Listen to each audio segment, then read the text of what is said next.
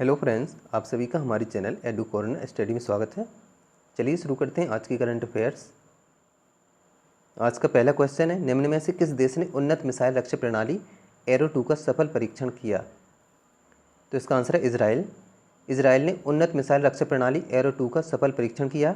Missile का विकास Lebanon और Gaza से दागे जाने वाले मध्यम दूरी के रॉकेटों के खिलाफ किया गया है। साल 2019 में संयुक्त राज्य अमेरिका और इजराइल ने संयुक्त रूप से अलास्का में सफलतापूर्वक एरो 3 का परीक्षण किया। इस प्रणाली को इजराइल एरोस्पेस इंडस्ट्रीज और अमेरिकी कंपनी बोइंग द्वारा विकसित किया गया था। इजराइल की राजधानी जेरूसलम, प्राइम मिनिस्टर है बेंजामिन नेतन्याहू और यहाँ की मुद्रा है न्यू शेकेल और प्रेसिडेंट है रूबेन रिवलिन। अगला प्रश्न है, आवास और शहरी मामलों के मंत्रालय ने हाल ही में किस योजना के तहत राज्यों की रैंकिंग जारी की है? जिसका आंसर है अमृत योजना। आवास और शहरी मामलों के मंत्रालय ने हाल ही में अमृत योजना के तहत राज्यों की रैंकिंग जारी की है। उड़ीसा ने 85.67% स्कोर हासिल करके पहला स्थान हासिल किया। इस योजना का उद्देश्य राज्य के शहरी क्षेत्रों में घरों घरों में पाइप लाइन बिछाना और सीवेज ट्रीटमेंट प्लांटों का निर्माण और हरित स्थानों में सुधार करना है। इसमें चंडीगढ़ दूसरे स्थान पर और तेलंगाना तीसरे स्थान पर है। आवास और शहरी मामलों के मंत्री हैं राज्य मंत्री स्वतंत्र प्रभार से हरदीप सिंह पुरी। अगला प्रश्न है, भारत ने हाल ही में मालदीव को कितने मिलियन अमेरिकी डॉलर की सहायता प्रदान की? तो जिसका आंसर है 500 मिलियन अमेरिकी डॉलर। भारत के विदेश मंत्री एस जयशंकर ने घोषणा की कि भारत सरकार मालदीव को 100 मिलियन का अनुदान और 400 मिलियन डॉलर का ऋण प्रदान करेगा। इस धनराशि का उपयोग कनेक्टिविटी परियोजनाओं के लिए किया जाएगा। यह 6.7 किलोमीटर की पुल निर्माण परियोजना है जो माले को मालदीव में 3 अन्य पड़ोसी द्वीपों बिलिंगिली, गुलीफाहू और थिलाफुसी से जोड़ेगी। मालदीव की राजधानी है माले, मुद्रा है मालदीवियन रुपया, प्राइम मिनिस्टर है प्रेसिडेंट है इब्राहिम मोहम्मद सोलेह। अगला प्रश्न है, सुप्रीम कोर्ट ने हाल ही में किस वरिष्ठ वकील को अवमानना मामले में दोषी करार दिया है? जिसका answer Prashant Bhushan. Supreme court ने वकील प्रशांत भूषण को कोर्ट की अपमानना वाले मामले में दोषी करार दिया है।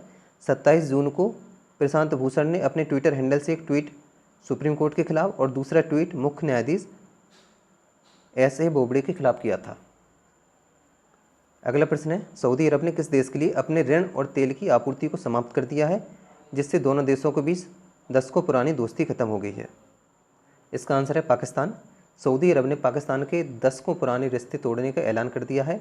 सऊदी ने पाकिस्तान को कर्ज और तेल की आपूर्ति रोकने की आधिकारिक पुष्टि की। वहीं सऊदी अरब ने पाकिस्तान को 7,482 करोड़ रुपए कर्ज वापस करने को कहा। सऊदी ने पाकिस्तान के सन 2018 में 6.2 अरब डॉलर का कर्ज दिया था जिसमें से 3 अरब डॉलर पेट्रोलियम पदार्थ लेने और इसके भंडारण के लिए था।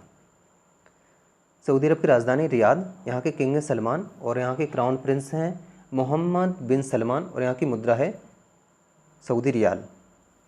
अगला प्रश्न है, उपग्रह डेटा पर आधारित एक अध्ययन के मुताबिक किस राज्य में वनों की कटाई की उच्च दर के कारण हॉर्नबिल पक्षी के निवास स्थान खतरे में पड़ रहे हैं? तो इसका आंसर है अरुणाचल प्रदेश। उपग्रह डेटा पर आधारित यह अध्ययन 862 वर्ग किलोमीटर के क्षेत्रफल में फैले पापुम रिजर्व फॉरेस्ट में किया गया है। पापुम रिजर्व फॉरेस्ट में वनों की कटाई की वार्षिक दर 8.2 वर्ग किलोमीटर है। पापुम रिजर्व फॉरेस्ट बड़ी, रंगीन और फल खाने वाली हॉर्नबिल की 3 प्रजातियों ग्रेट पुष्पांजलि और ओरिएंटल चितकबरा का निवास स्थान है। अरुणाचल प्रदेश की राजधानी है ईटानगर और यहाँ के सीएम है पेमा खांडू और गवर्नर बीडी मिश्रा। इसकी गठन हुआ था 26 फरवरी 1987 में और राज्यसभा की सीटें 1 और लोकसभा की सीटें हैं 2। यहाँ का राज्य पक्षी है हॉर्नबिल और फूल है ऑर्किड का। अगला प्रश्न है, अमेरिका के राष्ट्रपति ट्रंप की सहायता से संयुक्त अरब अमीरात यूएई और किस देश के बीच 13 अगस्त 2020 को ऐतिहासिक शांति समझौता किया गया? तो इसका आंसर इजराइल। दोनों देशों में रिश्तों को सामान्य करने के लिए सहमति बन गई है। इस समझौते के तहत इजराइल ने फिलिस्तीनी में वेस्ट बैंक इलाके में अपनी दावेदारी छोड़ने का फैसला किया है। वहीं यूएई इजराइल से पूर्ण राजनयिक संबंध बहाल करने को राजी हो गया। ऐसा करने वाला वह पहला खाड़ी देश बन गया है। यूएई की राजधानी है अबू धाबी और यहाँ की मुद्रा है दिरहम। प्रेसिडेंट है खलीफा बिन जायद अल नहयान और यहाँ के प्राइम मिनिस्टर हैं मोहम्मद बिन राशिद अल मखतूम। अगला प्रश्न है, पिछले साल नेपाल में हुए साउथ एशियन गेम्स में मेडल जीतने वाले पाकिस्तान के 3 एथलीटों पर कितने साल का प्रतिबंध लगाया गया है?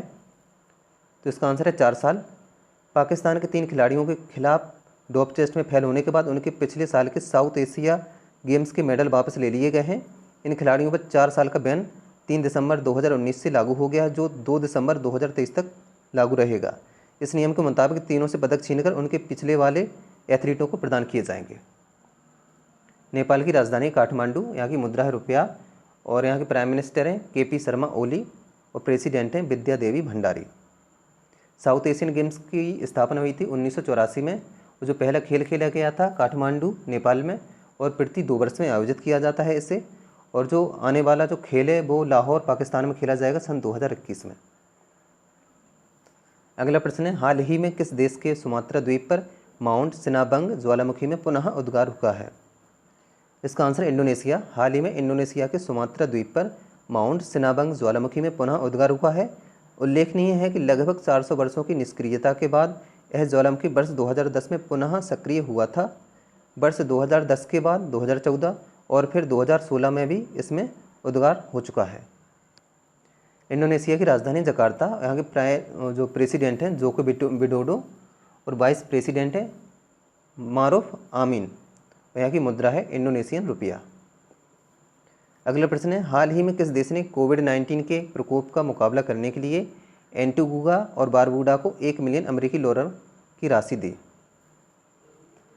इसका आंसर है भारत। भारत ने कोविड-19 के प्रकोप का मुकाबला करने के लिए एंटीगुआ और बारबूडा को $1 मिलियन की राशि दी।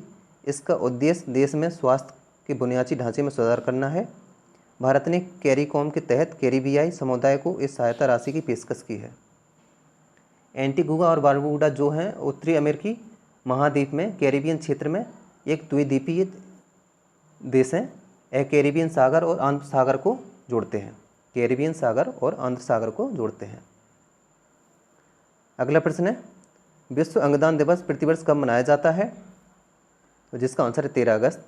विश्व अंगदान दिवस प्रतिवर्ष 13 अगस्त को मनाया जाता है ताकि लोगों को मृत्यु के बाद अंगों को दान करने और अंगदान के महत्व के बारे में जागरूकता फैलाने के लिए प्रेरित किया जा सके।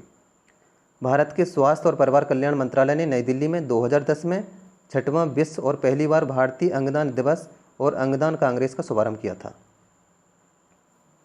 अगला प्रश्न है, महिलाओं के लिए स्थायी आजीविका सुनिश्चित करने के लिए किस राज्य सरकार द्वारा YSR चेउथा योजना शुरू की गई थी? तो जिसका आंसर है आंध्र प्रदेश। आंध्र प्रदेश के मुख्यमंत्री YS जगनमोहन रेड्डी ने 4 साल तक प्रति वर्ष 1787 रुपये की वित्तीय सहायता प्रदान करके महिलाओं की सतत आजीविका सुनिश्चित करने के लिए YSR चेउथा योजना शुरू की। आंध्र प्रदेश की राजधानी है अमरावती और यहाँ के CM है YS जगनमोहन रेड्डी, गवर्नर है विश्वभूषण हरिचंदन, और इसका गठन हुआ था 1 नवंबर 1956 में। अगला प्रश्न है, उस राज्य का पता लगाएं जिसने युवाओं को आसान ऋण और सब्सिडी प्रदान करने के लिए कर्म साथी प्रकल्प योजना शुरू की है। तो जिसका आंसर है पश्चिम बंगाल। अंतर्राष्ट्रीय युवा दिवस 2020 के अवसर पर पश्चिम बंगाल सरकार ने कर्म साथी प्रकल्प योजना शुरू की, जिसके तहत 1 लाख बेरोजगार युवाओं को आत्मनिर्भर बनाने के लिए उन्हें आसान ऋण और सब्सिडी प्रदान की जाएगी। पश्चिम बंगाल की राजधानी कोलकाता और यहाँ की CM है ममता बनर्जी, गवर्नर हैं जगदीप धानखड़, और इस राज्य का गठन हुआ था 26 जनवरी 1950 को। अगला प्रश्न है, पंजाब के CM अमरिंदर सिंह ने छात्रों के लिए निम्न में से कौन सा उपकरण प्रदान करने के लिए पंजाब स्मार्ट कनेक्ट योजना शुरू की? तो इसका आंसर स्मार्टफोन। 12 अगस्त 2020 को अंतर्राष्ट्रीय युवा दिवस और जन्माष्टमी के अवसर पर पंजाब के मुख्यमंत्री कैप्टन अमरिंदर सिंह ने पंजाब स्मार्ट कनेक्शन योजना की शुरुआत की। 12वीं कक्षा के छात्रों को मुफ्त स्मार्टफोन प्रदान करने के लिए 92 करोड़ रुपए और उन्होंने 6 छात्रों को स्मार्टफोन भी सौंपे हैं। पंजाब की राजधानी चंडीगढ़, यहाँ के गवर्नर हैं VP सिंह बदनौर, और लोकसभा सीटें 13 और राज्यसभा सीटें 7।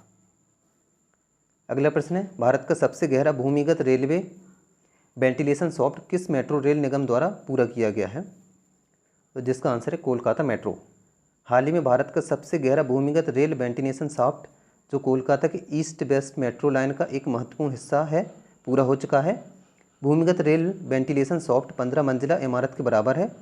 भूमिगत रेल वेंटिलेशन शाफ्ट जो 43.5 मीटर गहरा है, कोलकाता मेट्रो रेल कॉरपोरेशन और एक निजी इंजीनियरिंग फर्म एफकॉन द्वारा संयुक्त रूप से पूरा किया गया। अगला प्रश्न है, किस राज्य सरकार ने देश का पहला इलेक्ट्रिक वाहन पार्क शुरू करने की योजना बनाई है? तो जिसका आंसर है तमिलनाडु। तमिलनाडु इलेक्ट्रिक वाहन उत्पादन इकोसिस्टम के लिए विशेष रूप से एक पार्क स्थापित करने की योजना बना रहा है। यह देश का पहला इलेक्ट्रिक वाहन पार्क होगा। राज्य ईवी सेगमेंट में लगभग 50,000 करोड़ रुपए के निवेश का लक्ष्य बना रहा और ईवी स्पेस में निवेश को आकर्षित करने के लिए कई प्रोत्साहन की घोषणा भी की है। आंसर ऑफ द लास्ट है। तो कल मैंने क्वेश्चन पूछा था, भारत में मानव हाथी संघर्ष प्रबंधन की सर्वोत्तम प्रथाओं पर पुस्तिका का शुभारंभ किसने किया? तो जिसका सही answer Prakash Javadekar. Question of the day, तो आज का क्वेश्चन है, ब्लूमबर्ग बिलियनर्स इंडेक्स अगस्त 2020 के अनुसार दुनिया के सबसे अमीर व्यक्ति की सूची में मुकेश अंबानी का स्थान क्या है? तो फ्रेंड, इस क्वेश्चन का आंसर आपको कमेंट बॉक्स में दे रहा है और इस क्वेश्चन के बारे में जितने ज़्यादा से ज़्यादा लिख सकते हैं ज़रूर लिखें। और फ्रेंड्स, यदि आपको हमारी वीडियो पसंद आए तो वीडियो को लाइक करें, कमेंट करें, शेयर करें और आपने अभी तक हमारे चैनल को सब्सक्राइब नहीं किया है तो कृपया सब्सक्राइब करें। धन्यवाद।